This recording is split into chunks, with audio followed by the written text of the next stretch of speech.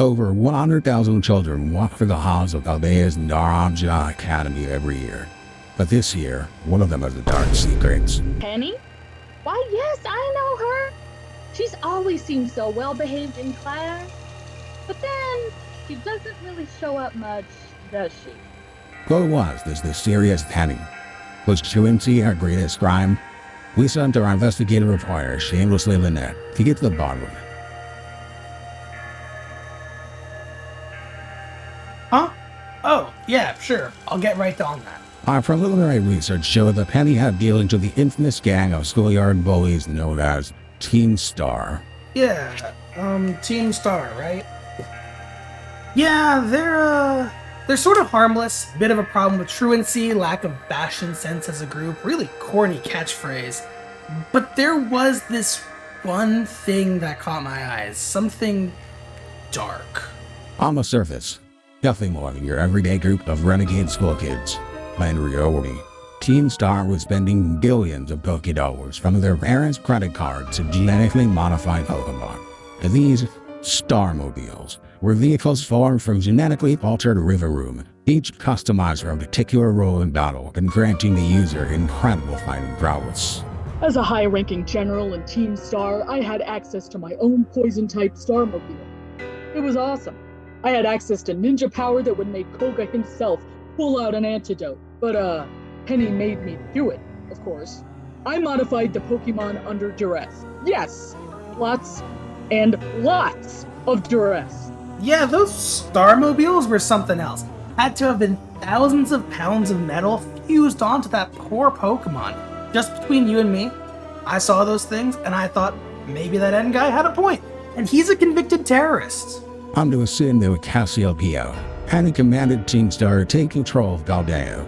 Using their modified Pokemon, they were able to create large shockwinds across the region, halting traffic and costing the region billions to shift supplies by sea. It was awesome! I got to fight armies of goons just to move from one end of Paldea to the other. Huh? Why would that be inconvenient? But Cassiopeia realized her control of the region could not continue forever. She came up with a solution to bury the truth for good. It was called Operation Starfall, a secret plan to move against the other Team Star bosses. It had two main parts. The first was the recruitment of a young student in Paldea's academy. I think their name was... It was Floriana or Julian, something like that. I don't really care. They declined to comment anyways. The important part was they were supposed to be used to shut down Team Star. This young student would play the part of the hero. After hacking their phone, Cassiopeia sent them to take down each of Team Star's bosses in battle. New student, my ass. That was a league champion from some other region that's sandbagging their way across Paldea. Mark my words. As a reward, Cassiopeia gave the students thousands of dollars in LP, a currency used in Paldea with a 1-to-1 exchange rate to Pokédollars. No, we don't understand what the difference is either. And this is the really fucked up part.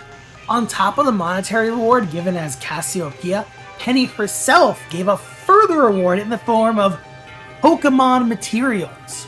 She literally handed this student the chopped up carcasses of Pokemon she murdered from across the region. Yes, this is technically the norm in Paldea now, but like what the fuck, you know? But what, exactly, is the mysterious second part of Operation Starfall?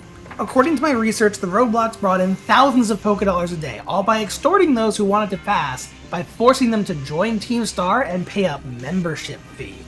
But after Operation Starfall, all that money just seemed to disappear. With the other bosses defeated, Penny set herself up to fall. She spent baby doll eyes to ensure her loss in battle against Floriana. She then confessed to hacking the League and stealing LP, ensuring there would be no proper investigation by authorities. Yes, I was present for the battle. Truth be told, it was rather unimpressive. An investigation, where there was no need. Penny clearly confessed to all her crimes, and the sweet girl had the most touching motivation. We hired her and the rest of Team Star to head a new type of battle challenge alongside the League.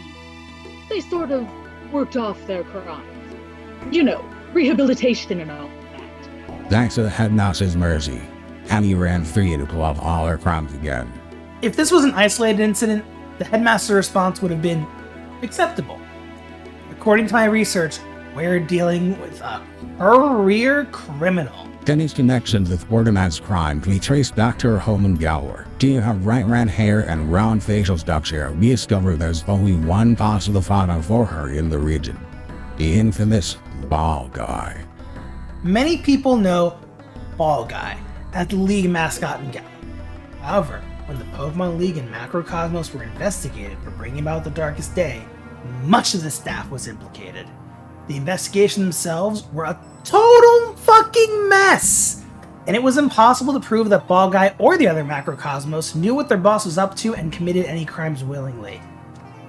But Ball Guy was notably close to Chairman Rose, and we have word that he may have even taken over the Macrocosmos after Rose fell.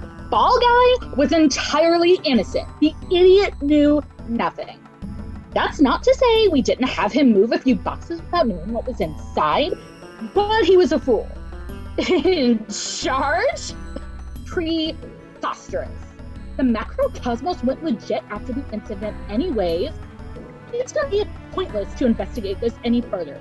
You hear me? That's Penny's other father, who likely got her first involved in crime. Penny favors evolutions in battle, just like her father, Wes. Well known as the hero of Ori, Wes was once a member of Team Stagum. He led Umbra and Eston into battle and stole countless beloved Pokemon in order to build his team to take down Cypher. I got a Wingull as a gift from my grandfather. It was my first Pokemon, and I absolutely loved it. That man, he stole my Wingull. He thought it was a shadow Pokemon, and he just took it. I never saw Wingull again. I love my Wingull. Penny took after Wes in every single way. Before her transition, the young redhead saved Ori in the second Shadow Pokemon incident, and ends up with a large number of powerful stolen Pokemon as a result. The timeline of events is clear. Penny used the snag machine to illegally acquire Pokemon under the pretense of being a hero. She then stayed with her father in Galar, where she would be safe from criminal charges or investigation. While in Galar, her and Ball Guy played a still unknown part in Chairman Rose's organization. While Ball Guy was an important public figure, Penny worked behind the scenes and used her hacking expertise to assist the Macrocosmos. And after Rose was taken down, Penny again fled the region, this time by enrolling in the Academy in Paldea. And the rest is history. Penny is a career criminal, and the Paldean authorities are just another in a long list of police forces who failed to take her down. But we will not let her crimes go unpunished. Subscribe to Shameless Lynette, and together we can bring this incident to the attention of the international police. It's the only way we can finally stop this monster.